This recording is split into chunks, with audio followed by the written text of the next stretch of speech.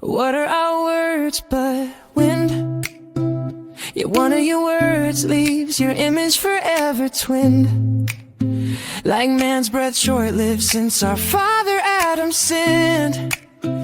Yet one of your breaths bound spirit to dust, that only by death be unwound. What are our words that they stir your heart? It is your echo alone that makes our voice stand apart. What are our hearts that they stir your word? It is your heart alone that sets us free as a bird. What are words but obsolete communication, missing the mark by their intended nature. Like a photo of nature's serenity is a pale imitation. Like circus darts rigged against the player, like a toddler fumbling stand up on his own. Begins thinking himself like his father because he can pick up a phone. Like a child bashing pots and pans, begins to think herself a musician playing for her fans. Like a dog whimpering from its cage, begins to assume he and his master are on the same page.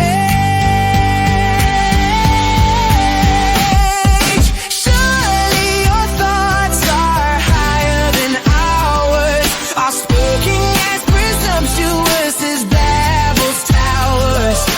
Surely your ways are higher than ours, are seeking as endless as a sandglass telling hours. It was you who gave us words in the garden, yet we disregard your words to taste all things rotten and forbidden. It was you who traded your word for many a new son, yet we discarded the only son of man who left sin's curse undone. If one of our images is worth 1,000 of our words, what is one of your words worth? Yet your precious word and image were the same from birth, undiminished glory portioned in thirds. The pinnacle of our words is maturity, the pitfall of our maturity is inevitable familiarity, while your words betray our every security. The pinnacle of our revelation is repentance, the pitfall of our repentance is looking across the pasture fence, while your word is a package deal that comes with transcendence. What new words have never been spoken throughout the ages? Even tomorrow's prayers lay open like a familiar book's pages.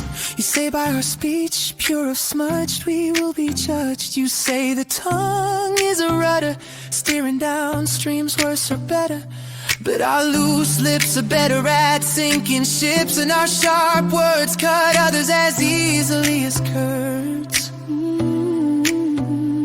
Our spontaneous worship as predictable as a salesman claiming entrepreneurship, and our eloquent accolades like describing as blue your daily sky parades. Surely it was not words but faith that made you a marvel, a soldier humbling himself before your authority. Surely it was not words but unbelief that made you marvel, your hometown's men taking offense because of assumed familiarity. The more our words, the less the meaning. The more your words, the more the mystery. The less our words, the more we seem we'll be speaking. The less your words, the more lavished our liberty. Your word is living and active, fluttering through countless generations. Our words are lifeless and at best destructive, falling idly across the nations. To you our words must pass bitterly like vinegar. To us our words linger like honey from choice nectar. To you our words must clutter like chaff without a breeze.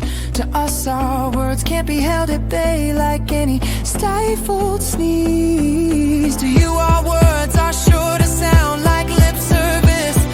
To us our words are like choice cream rising to the surface. Your word is unbearable like a blazing fire before a forest of stubble. Your radiant word is contagious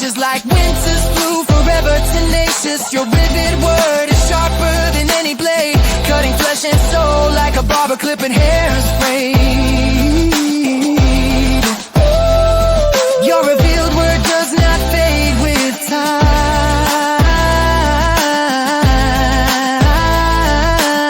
time, but haunts us longer than any rhyme.